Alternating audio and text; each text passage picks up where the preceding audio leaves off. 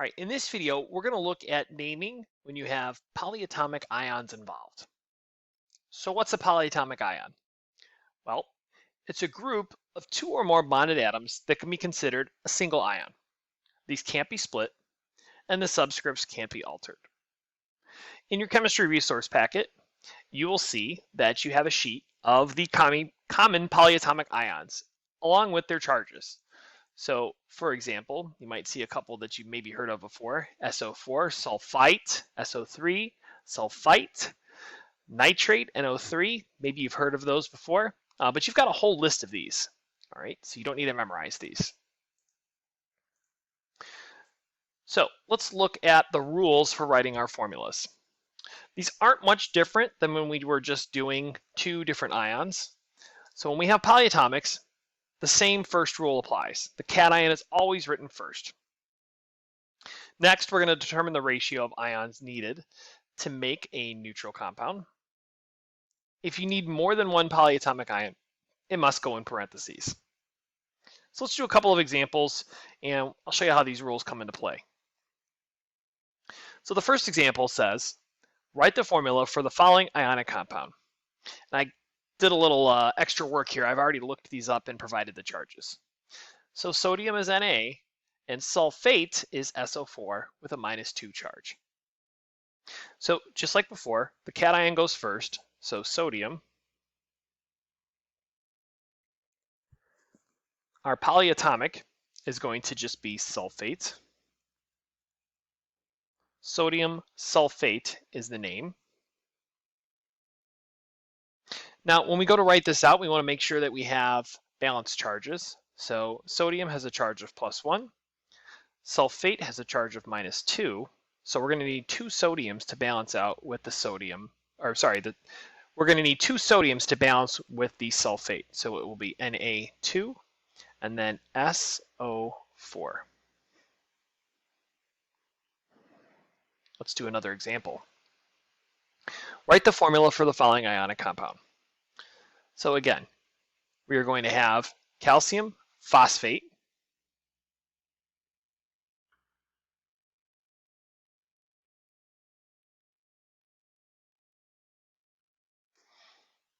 so in this example, we have +2, -3. So you can do this a couple different ways. I'm going to make a table of multiples. So we've got 2, 4, 6, and then for 3, we have 3, 6, 9. So 6 is the least common multiple here. So it'll be Ca. We need 3 calciums because it has a +2 charge. And then this is where our parentheses are going to come into play. So we can't just add, I can't just write this as PO4 with a 2 here, because what is that 2 even going to? So what I'm going to do is I'm going to write it like this, PO4, and then that 2 is going to go on the outside. So that 2 is basically saying I have 2 of these. All right, let's do another example. All right, I had to make a correction in my notes here. So the next example should be aluminum hydroxide. So aluminum has a +3 charge. Hydroxide has a -1 charge. So when I write out my formula, this will be Al, and then I'm going to need 3 hydroxides. So just like in the previous example, this will be OH, parentheses, and then I'm going to put a 3 subscript here, aluminum hydroxide. All right, in this final example, we have ammonium and chlorine. Now, if you notice, ammonium is a polyatomic, but instead of it being the anion, it's the cation. So we're still going to follow the same rules. So both of these have a charge of 1, a magnitude of 1, so +1, -1. So it will be NH4, that's our cation going first, followed by chlorine, Cl.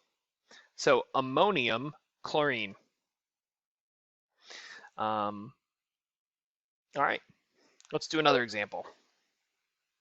Okay, so now when we do our naming, we kind of were practicing this earlier, but the cation's written first. We never change the name of the cation, and we never change the name of the polyatomic ion.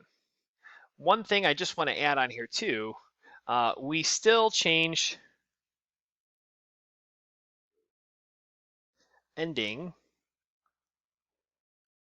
of anion if not polyatomic.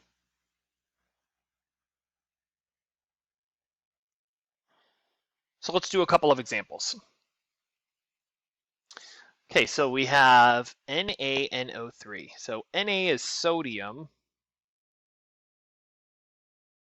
And then if I look up NO3 on my table, NO3 is right here. So nitrate.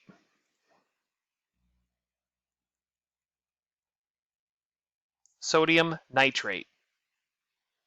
Let's do another one. So NH4, now we actually just used NH4 in one of our previous examples. So if you remember, NH4 is ammonium, and then OH is hydroxide.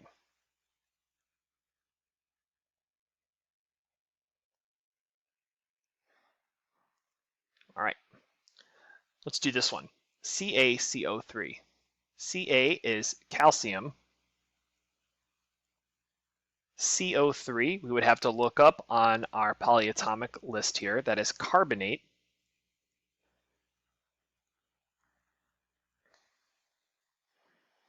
All right, we have one final example here. MgNO2 with a 2 on the outside. So when we're naming, we can kind of ignore this 2 on the outside.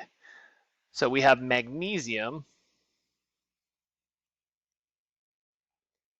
and then NO2, if we were to look that up on our polyatomics, that would be nitrite.